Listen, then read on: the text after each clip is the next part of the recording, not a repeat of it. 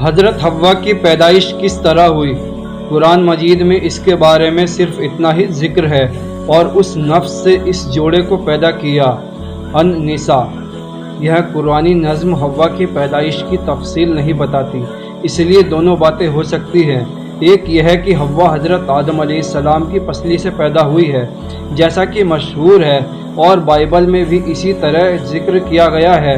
دوسرے کہ یہ اللہ نے انسانی نسل کو اس طرح پیدا کیا کہ مرد کے ساتھ اسی کی جنس سے ایک دوسری مخلوق بھی بنائی جس کو عورت کہا جاتا ہے، اور جو مرد کی جیون ساتھی ہے۔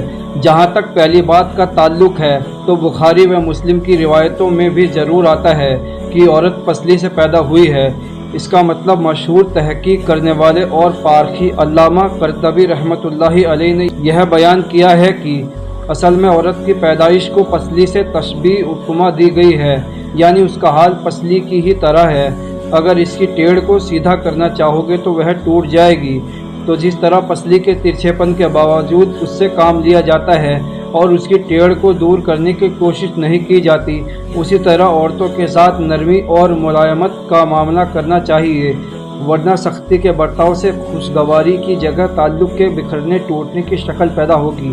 مختصر یہ ہے کہ اوپر کی آیت کی تفسیر میں تحقیق کرنے والوں کی رائے اس دوسری تفسیر کی اور مائل ہے، جس کا حاصل یہ ہے کہ قرآن عزیز صرف حوا کی تخلیق کا ذکر نہیں کر رہا، بلکہ عورت کی پیدائش کے بارے میں یہ حقیقت بھی بتاتا ہے کہ وہ بھی مرد ہی کی جنس سے ہے اور اسی طرح مخلوق ہوئی ہے۔